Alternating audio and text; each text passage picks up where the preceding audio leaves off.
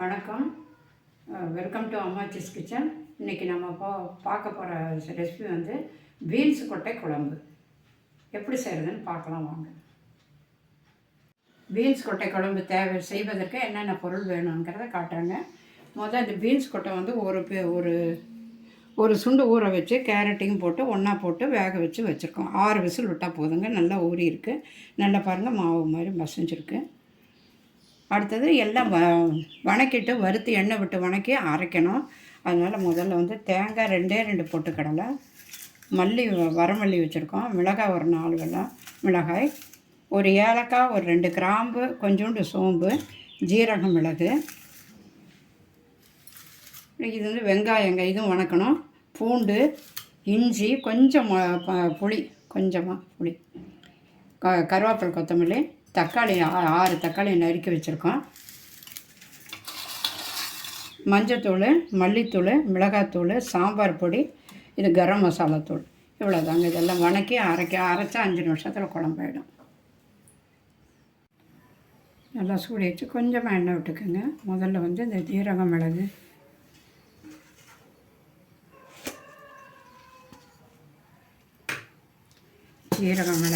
இந்த பெருஞ்சீரகம், மிளகாய், கொத்தமல்லி இதெல்லாம் ஒன்றா போட்டு வறுத்துக்கலாம்.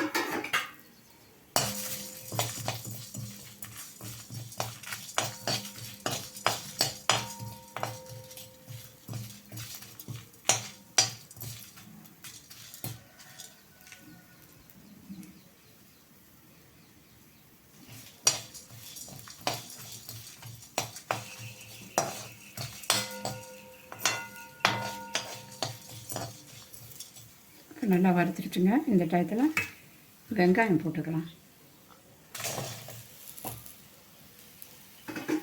வெங்காயம் போடும்போது கொஞ்சம் எண்ணெய் தாராளமாக போட்டுக்கலாம். வெங்காயம், இஞ்சி, பூண்டு, புளி வச்சுருக்கோம் இல்லைங்களா, அதையும் வறுத்துடலாங்க. எல்லாத்தையும் நான் போட்டு வறுக்கணுங்க.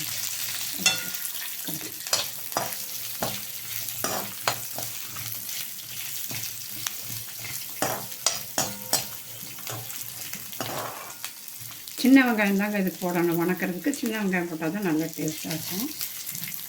பெரிய வெங்காயம் ஒன்று தாளிப்புக்கு.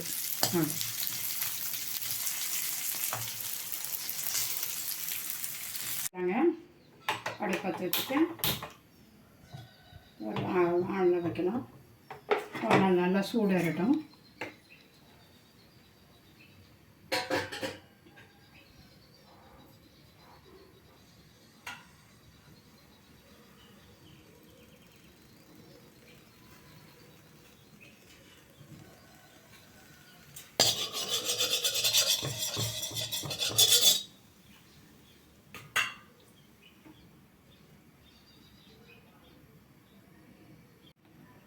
நல்லா சூடி வச்சு கொஞ்சமாக எண்ணெய் விட்டுக்குங்க.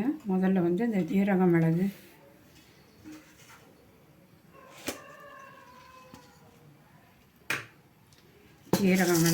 இந்த பெருஞ்சீரகம், மிளகாய், கொத்தமல்லி இதெல்லாம் ஒன்றா போட்டு வறுத்துக்கலாம்.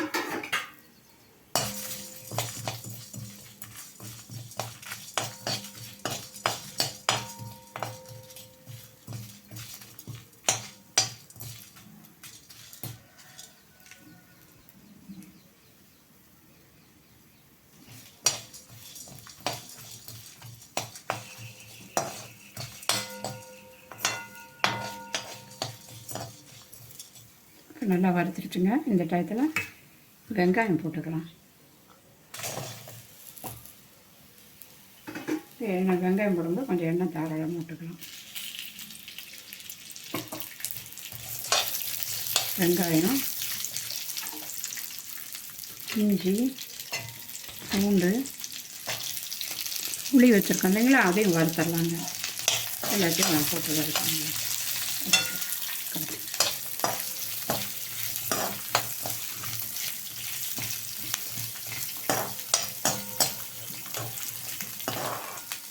சின்ன வெங்காயம் தாங்க இதுக்கு போடணும். வணக்கிறதுக்கு சின்ன வெங்காயம் போட்டால் தான் நல்லா டேஸ்ட்டாக இருக்கும். பெரிய வெங்காயம் ஒன்று தாளிப்புக்கு.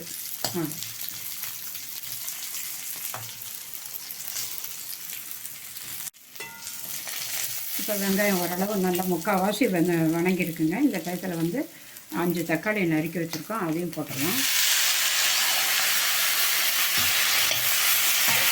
நல்லா வணங்கட்டும்.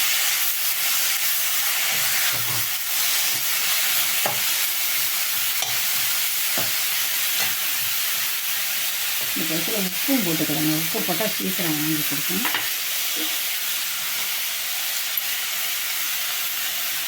குழம்புக்கு தேவையான எல்லா உப்புமே போட்டாச்சு.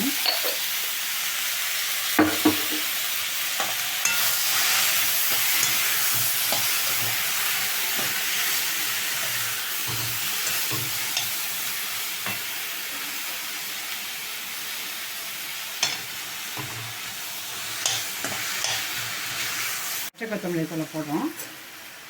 பரட்டி விட்டுட்டு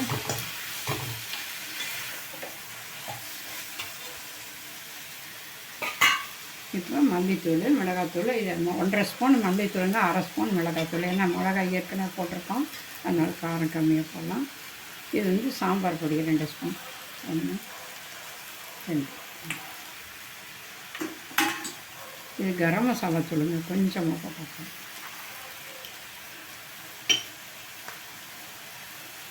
மஞ்சத்தூள் அவ்வளோ. இதை வணங்கினதுக்கப்புறம் ஒரு தட்டில் மாற்றி ஆற வச்சு அரைச்சிட்டா குழம்பு ரெடி பண்ணிடலாம்.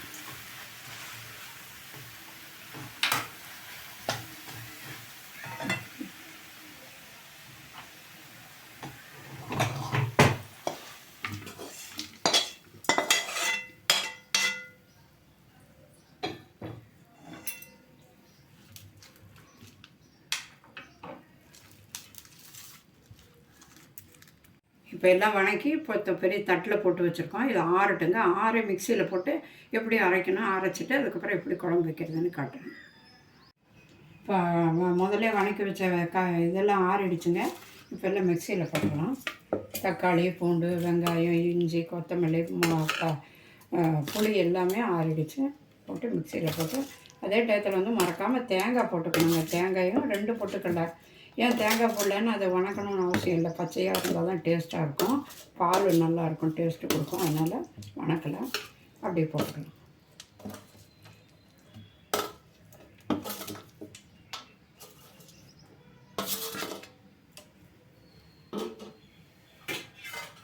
இப்போ தேங்காய் 2 பொட்டுக்கடலை வச்சுருக்கோம் பாருங்கள். நிறைய பொட்டுக்கடலை வேண்டாம், 2 பொட்டுக்கடலை போதும். அதையும் போட்டுக்கலாம். போட்டு மிக்சியில் அரைக்க முடியாது. மிக்சியில் போட்டு நல்லா நைஸாக அரைச்சி வச்சுருக்கோம் பாருங்கள். இப்படி நைஸாக அதை அரைச்ச கழுவுன தண்ணி எடுத்து வச்சுருக்கோம். இப்போ அடுப்பத்தை வச்சு குழம்பு எப்படி செய்யுதுன்னு காட்டுறேன்.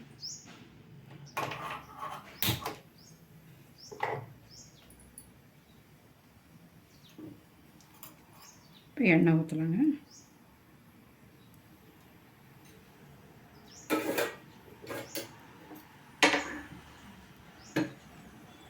இதுக்கு கடுகெல்லாம் தாளிப்புக்கு வேண்டாங்க. எண்ணெய் காஞ்சோடனே வெங்காயம் போட வேண்டியதுதான். சும்மா ஒரு பச்சை மிளகாய் டேஸ்ட்டுக்காக கீரி போட்டிருக்கோம், அவ்வளோதான். இப்போ எண்ணெய் காஞ்சிருச்சு, வெங்காயம் போடணும்.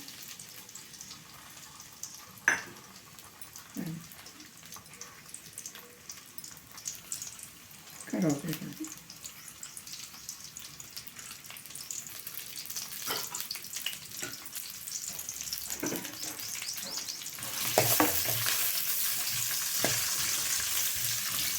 இதுக்கு தாளிக்கும் போது ஒரு பெரிய வெங்காயம் நறுக்கி போட்டுங்க. சின்ன வெங்காயம் வேண்டாம். ஏற்கனவே சின்ன வெங்காயம் செஞ்சதுனால போட்டால் இருக்கனாலும் வேண்டாம். இதுக்கு ஒரு தாளிப்புக்கு வந்து பெரிய வெங்காயம் வேணும்.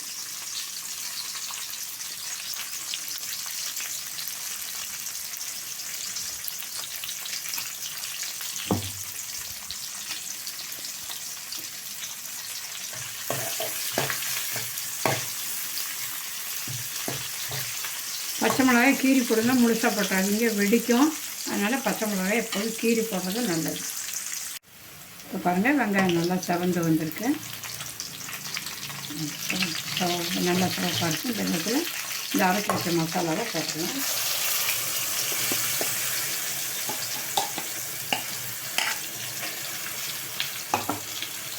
எவ்வளோ தண்ணி வேணுமோ நம்ம குழம்பு வைக்கிறதுக்கு அதுக்கெல்லாம் ஊற்றிக்கலாம்.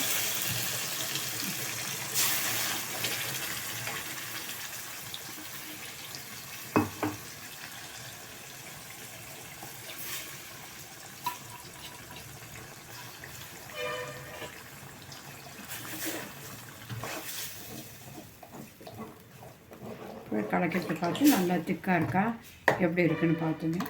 கொஞ்சம் இன்னும் கூட தண்ணி ஊற்றணும்.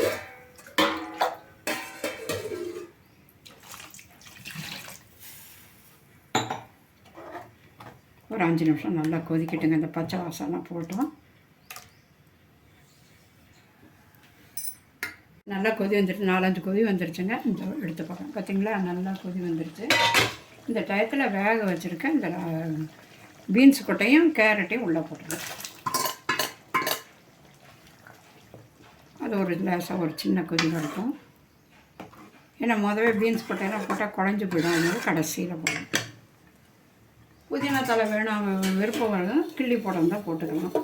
அவ்வளோ. இன்னும் ஒரு லேசாக ஒரு கொதி வரட்டும். இந்த காரம்லாம் இந்த பீன்ஸ் கொட்டையிலையும் இந்த கேரட்லேயும் இறங்கணும். பீன்ஸ் கொட்டை பாருங்கள் நல்லா அதோட சேர்ந்து கலந்து வெந்துருச்சு. அவ்வளோதாங்க. இதை அடுப்பை நல்லா நிறுத்திட்டு வேறு பாத்திரத்துக்கு மாற்றிக்கலாம்.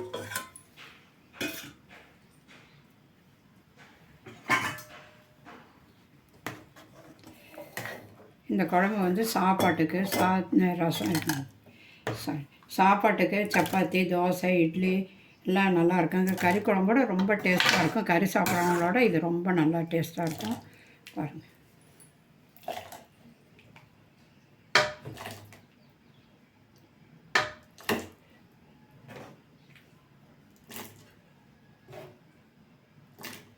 பீன்ஸ் கொட்டை குழம்பு ரெடி ஆயிடுச்சுங்க.